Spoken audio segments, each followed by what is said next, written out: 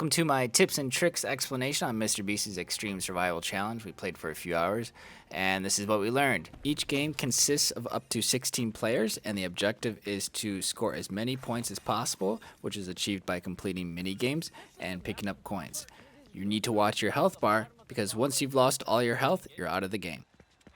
The game gives you commands at the center of your screen, and you need to perform those actions within 5 seconds, otherwise your character takes damage. Number 1, pick a character skin that offers a lot of visibility, especially through the ligaments. Notice the Christmas chicken here. He blocks your field of view, so it might be harder to align yourself when your positioning is very important. Additional setup. Have some emotes available with short animations. That means picking a sticker that'll only appear there for a second or two. You don't want to get locked in a long dancing animation. You start on a main platform. You will have these red walls coming at you from one direction. If you're a beginner, I recommend sticking to a side, either the left side or the right side. It helps to be near the edge.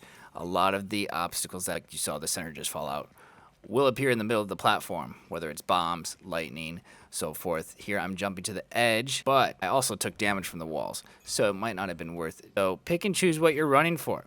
Sticking to the edge, it also helps you get to dance platforms faster, and I'm still using my sticker emote. It doesn't have to be a dancing animation, a dancing emote. It can be whatever emote you want still. Here's another obstacle. Just wait in the middle until the storm is gone. Avoid the bumpers. They slide back and forth coming from both directions, so you do have to watch behind you. The red walls only move one direction. The bumpers can move both directions and alternate. Again, stick to the sides. The bombs are appearing in the middle. Pick up the coins when you can, but don't kill yourself to get there. This is the only part of the game where you can lose health. It's more important to keep your health topped up rather than scoring a lot. Here we saw an opportunity to heal. Everyone was able to heal up. Falling tiles is pretty difficult when there's a lot of players. Stepping on a tile will trigger it to disappear after 3 seconds, and you will fall to the level below. There's approximately 4 levels, and so if you reach the very bottom, you lose and you don't get the points for completing the minigame. There are some coins. Again, don't kill yourself to get them. Pick them up if they're there. I didn't do well in this minigame during the recording, but what you're looking for is it's a chest. It's big, dark color. It's not a briefcase like you said. So it's like an in-game chest. You need to run up to it, press E. There is a map with approximately 10 possible spawn locations, and I'll link you the video that explains that. Once you pick up the chest, you can pick up the coins. So don't stop, pick up the coins that you see. Welcome to red light, green light.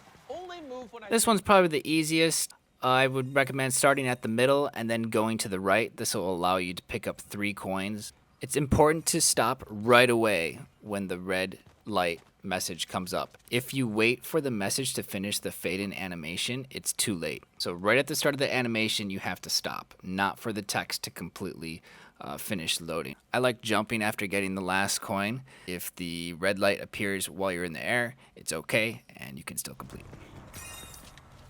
Now I'm throwing you on this giant shrinking circle. This minigame is kind of a mess when there's people flying all over the place. I recommend sprinting as long as you're on the platform. You don't really need to use the plunger if you're not in the air.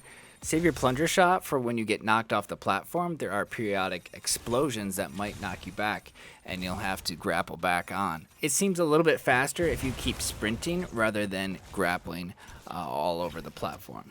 The coins do disappear after both the timer and what seems to be after so many people pick it up. So if there are less players, the coin may stay there longer. You definitely want to try hard and get as many coins as you can. Don't worry, you can't take damage during these mini-games. Floor is Lava is definitely my worst game. I can teach you how to play golf, but I can't play golf myself. And jumping on these blocks and grabbing the edge is the same thing. So I'm terrible at jumping games. What I learned by watching some really good players who have been scoring 100,000 plus points is that you don't need to reach the very top block to survive. There's a couple levels in between. The lava doesn't come up to the very, very top center block, and you do want to pick up the coins if possible as you go, especially the very center middle block coin. Welcome to Giant Maze. Get to the center. Giant Maze. In most situations, if you follow the left path, you will find the exit or the way to the center.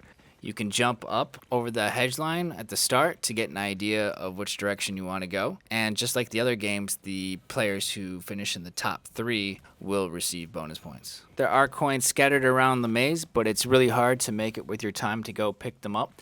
Once you reach the center, you cannot leave the center.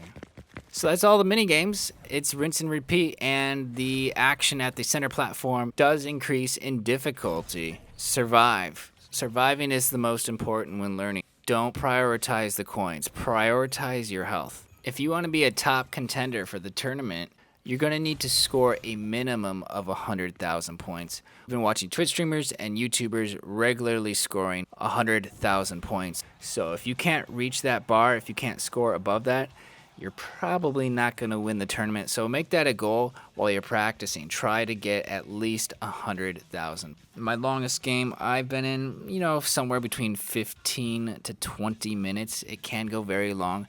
I'm curious how long it will happen in the actual tournament. It's going to be chaotic, and it's going to take a lot of endurance by players to keep up. Good luck, everyone.